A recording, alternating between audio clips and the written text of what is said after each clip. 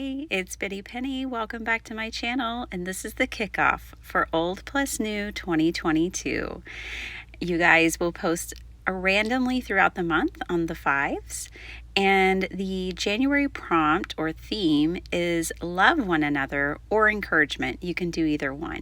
Now, I need to get some business out of the way and do this comment picker for a giveaway I had on Christmas, which is Annalise Hopkins. Congratulations. I loved your comment. It was fantastic. So go to bittypenny.com, send me your mailing address, and I'll send you the package. All right, let's get into it. So I have this new to me Concord and Ninth die set, and I have an old kit.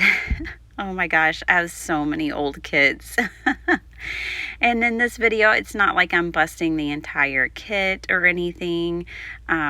This is from 2019. It's a Spellbinders kit. You can tell I barely even touched it at all. I don't even know if I made cards with this kit yet. And so I'm going to make 2 cards with you guys today. I chose encouragement today, but kind of with, but with a, I think they kind of go hand in hand, love one another or encouragement. When we're loving others, we're encouraging others, right? So, but I have another project I want to do, so I'll probably post again this month for this challenge. While I'm sitting here and assembling these pieces, I want to talk a little bit more about this hop. So on the 5th of each month, I will post the prompt for the month. And then throughout the month, you can see inspiration and you can hop with us. Just use, for this month, Old Plus New, JAN 2022. And then you can hop with us and we can see what you make, and you can kind of join in with us, and the more the merrier. Everyone's welcome. I also have a collaboration team of 8 people who will be collabing with me each month, and they will be ready to inspire you as well. I imagine I'll be using a lot of old kits this year. I really want to clear out. I have a box that I need to clear out of old kits. So in a lot of my videos, I'll probably be smashing an entire kit, but in this one, I just wanted to use it. So I picked these 2 papers that I really liked. This paper pad didn't have a lot of range to it, I'll say. Like, it just was pretty basic, which is fine and wonderful. Everybody needs a basic paper pad. But it was perfect because it let the ephemera do all the talking. And in this video, I'm really just kind of playing with this die and a lot of ephemera, but I love the cards. This die set was something I wanted the last couple of months of 2021, and I found it on scrapbook.com. It's from Concord and Ninth. I can't think of what it's called right now, but y'all might have seen it. I'll try to list it down in the comments below. But it was out of stock, so I just set an email reminder for when it came back in stock. I love that feature so that I can kind of set it and forget it. And then when something does come back in stock, I can decide then how much I really want it. And definitely when this one popped back up, I was like, yes, I want that. This is just something I couldn't figure out how to make it on my own, really, with the curvature that it has. I mean, I could figure out the sides, but I just think it's so cute. It folds up really nicely. It probably would fit, I think it would most definitely fit depending on how tall you put your pieces in, like how high you put them on the card. I think it could definitely fit in an A2 envelope, but I tested mine towards the end of this video in a 5x7 and it worked great too. So now I'm adding in the 3 different steps, if you will, to this. And this one, because I just kind of cut my own paper willy-nilly, I didn't get it exactly right, but I'm not worried about it. It's going to be covered by ephemera, so I'm not stressing about it, but I could have definitely used the dies, cut out the pattern paper, and it would have been perfect. Okay, so I'm using a wet glue. You could also use a double-sided glue over this and glue it down. And there we go. We have our foundation laid for both cards. And now I'm just going to kind of dive into this ephemera pack. I haven't subscribed to Spellbinders. I went a full year, you guys, without subscribing to any of their kits. So I did not subscribe in 2021. I ended my subscription in 2020 with them, and I still have a ton to work with. I was a subscriber to them for a solid 2 years prior to that. And I always loved their kits. Definitely 2020 was my favorite year of Spellbinders kits. And then, yeah, I'm really proud of myself. So here I'm just playing around with the ephemera. And it does take quite a bit of play for me to figure out exactly how I want things to go. One of the things is, like, on this right-sided card, you can't extend things below the baseline of the card because it's going to stand up. You can go above the top part of the card, but like I was saying earlier, you would just need a bigger envelope to accommodate for it. But you can't go past the bottom. So it kind of, like, that bow on the left isn't going to work for this placement of this card.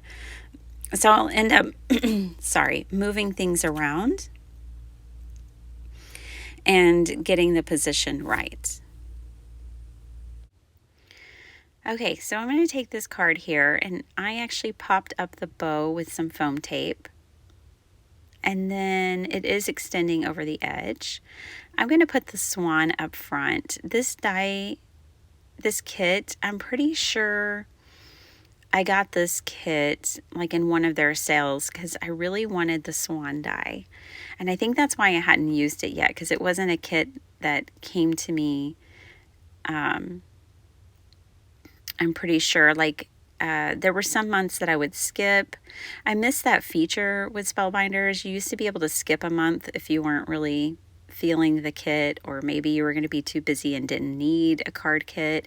And I don't think that they do that feature anymore, which was one of the contributing factors to me unsubscribing. There were some others, but that was definitely one of them. I like the option when I'm in a subscription to be able to skip a month if I need to or want to. And when they took that away in 21, that was a factor. Okay, so now I'm playing with this one, and I kind of just want a whole bunch of random stuff. And the sentiment that I used in the last card was, "You got this." And I love that it was like a swan, and, swans, you just think about how they float across the surface of the water, even though their little feet are busy and moving fast. You can't tell. They look so graceful. So I thought they went great. It went great with the "You got this." All right. And yeah, I really wanted just a whole bunch of randomness in this one. And then I look through all my ephemera, and I decide that I'm going to need to stamp my sentiment.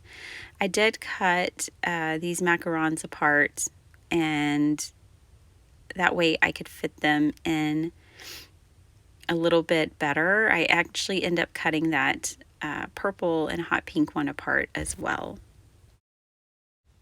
Now I have everything in place where I want it. I was able to fit in those adorable penguins, a butterfly, a bicycle, just a whole bunch of random stuff, which I think is super fun, very cheerful, and I think delightful when you just have a bunch of fun random things. The little happy mail with wings. It's just a very fun card. I hope a very cheerful card. Okay, then I brought in this sentiment, "You are simply wonderful," which I also feel like is a very encouraging statement that we need to hear from time to time, or it's a delight when we do hear it. And I am embossing this with some copper embossing powder from Nuvo. And I'm just going to kind of bubble cut this sentiment out. I think that this kit came out before they started doing dies for the sentiments. Do you guys like sentiment dies? I do. I like it when companies do dies for sentiments, because just like with this, it's not just a square, it's not just a block of text, but it has a little shape to it. Of course, you can do your own, just like I just did. You don't need a die for it, but I like the wonkiness of it. So this is where I decided to cut this ephemera a little bit more, just because I want to kind of clean up the edge of that die, of that sentiment, and add something back there. It's so fun adding layers. I think it's something that takes, practice, just like how you make an A2 card over and over again, you get lots of practice. Well, I think when you start working with three-dimensional cards like this, they take practice too, just figuring out how to arrange things. But these are my 2 encouragement cards. I think they're super fun. They're just bright and cheerful, and we all need a little fun in our mailbox. So I know I'll have fun giving these out, sending these out. I definitely want to make more. I'm going to be using that die a whole lot more. To participate, you don't have to have anything new. You could use a new technique and an old paper pad or whatever you like. It doesn't have to be new, and honestly, it doesn't have to be old. I hope that you just feel inspired to create, and you're going to see so much talent out there. I just know it, and discover new people by following the hashtag, which is really a big part of this. So here I'm putting this in one of my handmade 5x7 envelopes, and it's definitely big enough for that. You could even add more. So I hope you guys enjoyed this. I'll be back. I'll hop along with y'all again this month, and I can't wait to see what you make. Bye.